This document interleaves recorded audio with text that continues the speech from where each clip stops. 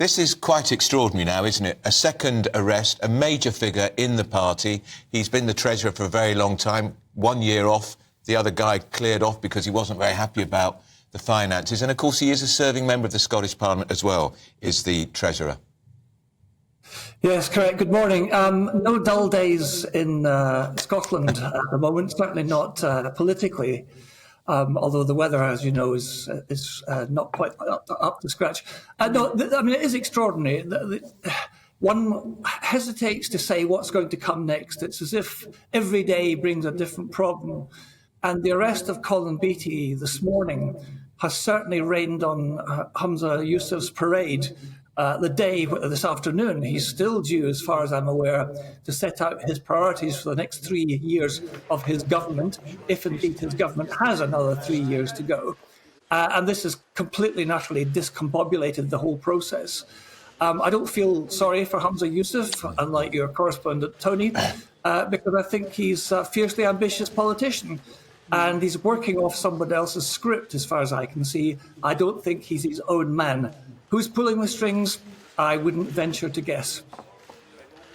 Stuart, at the weekend, the Sunday Mail broke a very important story. They got some footage of the First Minister, Nicola Sturgeon, lecturing and hectoring members of the National Executive Committee, saying, you don't need to worry about the money, the finances are fine. It seems to me she cowed them into silence, and that may include Colin Beattie, of course, who is the Treasurer, cowed into silence.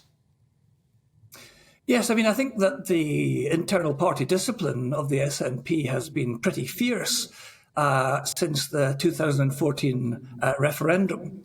And, I mean, you said cowed.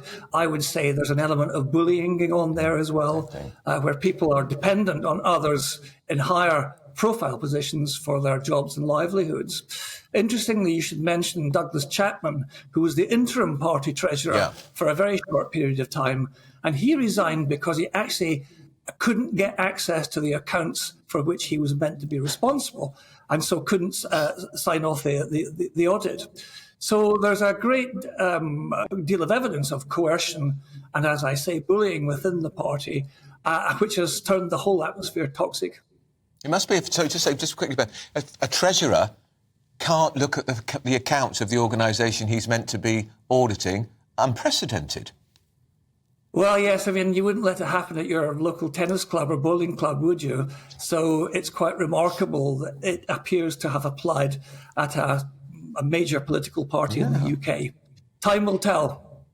Stuart, I'm interested in what you said then about Humza Yousaf and who might possibly be pulling his strings. And you said you couldn't possibly speculate, but have a go, indulge us. Who do you think is pulling his strings behind the scenes? Well, I mean, you know, he's known as the continuity candidate. He seems to be quite happy to be the continuity candidate. And so I think that leads us in only one direction, really. Nicola Sturgeon? Possibly, or her inner cabal of advisors and colleagues. He did say, didn't he, during the leadership campaign, rather foolishly in my view, that Nicola Sturgeon would be on speed dial. Yes, well, you know, he's now hostage to fortune. What he needs to do if he wishes to continue as any sort of credible First Minister is draw a line under the whole affair, clear out the old guard, replace it with new people, trustworthy. Dare I say it, with people like Kate Forbes, who has a wide appeal in the Scottish electorate, and start from scratch. But I don't think he will. I don't think he is either in a position to do so, nor do I think he necessarily has the leadership qualities to do so. So, in your opinion then, Stuart, to some extent, Humza Yousaf is leading by, or Nicola Sturgeon is leading by proxy via Humza Yousaf. In an election, would you have rather seen, therefore, Kate Forbes? Do you think she would have a better chance of getting more votes for the SNP than Yousaf? Oh, I don't think there's any doubt about that. The polling indicated quite clearly that whilst Humza Yousaf, with the whole mechanism of the party machine behind him, managed to scrape through in a vote of the SNP membership to become party leader and First Minister, a poll of the wider electorate showed that Kate Forbes was far ahead in terms of popularity with the population of Scotland as a whole. But this is a mistake that all political parties make when electing a new leader. They look inwards rather than outwards, and the SNP has fallen into that trap again.